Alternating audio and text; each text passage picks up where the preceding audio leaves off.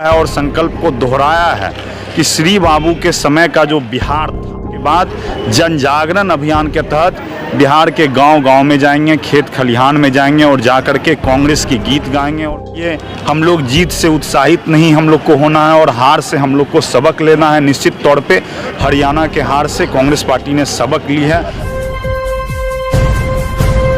शिव प्रकाश जी, आज श्री कृष्ण बाबू की 37वीं जयंती आप लोगों ने मनाया, क्या कहेंगे? बिल्कुल, ये तो श्री बाबू का जयंती हम लोग लगभग सालों साल से कांग्रेस पार्टी बनाते आ रही है और ख़ास करके हमारे जो प्रदेश अध्यक्ष हैं डॉक्टर अखिलेश प्रसाद सिंह, आपको याद होगा कि पिछले दफ़े भी हम लोग इसी मैदान में इस जयंती को बनाए थे। और इस वर्ष जयंती का उत्साह दुगना इसलिए है क्योंकि हमारे सदाकत आश्रम के कार्यालय में श्री बाबू की प्रतिमा नहीं थी।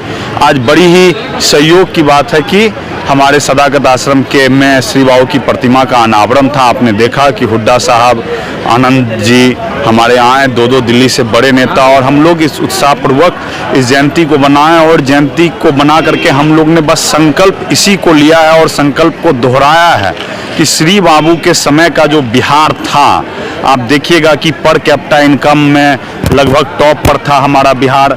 और देखिएगा कि बेस्ट एडमिनिस्ट्रेशन था उस समय। सरदार वल्लभ भाई पटेल जी ने बिहार को उत्कृष्ट एडमिनिस्ट्रेशन का अवार्ड दिया था। परंतु आज बिहार में लॉ एंड ऑर्डर ध्वस्त हो चुकी है, शासन और प्रशासन व्यवस्था पूरी तरह ध्वस्त हो गई है। तो हम लोग आज के बाद जन जागरण अभियान के तहत बिहार के गांव-गांव में जाएंगे, खेत खलिहान में जाएंगे और जाकर के कांग्रेस की गीत गाएंगे और कांग्रेस की गाथा लोग को सुनाएंगे और एक सशक्त और मजबूत और श्री बाबू का बिहार बनाएंगे। जिस श्री बाबू के बिहार में सामाजिक न्याय के ऊपर उनकी बहुत बड़ी जोर थी कि हर एक जाति, धर्म, मजहब के लोग और ख़ास करके वैसे जमात जो गांव में गरीब हैं और समाज के पिछली पंक्ति में बैठे हुए लोग हैं, उन तक हम लोग को जुड़ना है और कांग्रेस से जुड़ना है। पिछली बार लालू प्रसाद जी भी शामिल हुए थे, इस बार वो नहीं आ पाए। बिल्कुल, लालू प्रसाद जी की कुछ स्वास्थ्य का कारण है और तेजस्वी जी झारखंड के चुनाव में व्यस्त हैं। निश्चित तौर पे आपने देखा कि फातमी साहब यहाँ पे आरजेडी से थे मंच पे, उन्होंने अपना प्रतिनिधित्व के रूप में मुझे लगता है फातमी जी को भेजा था।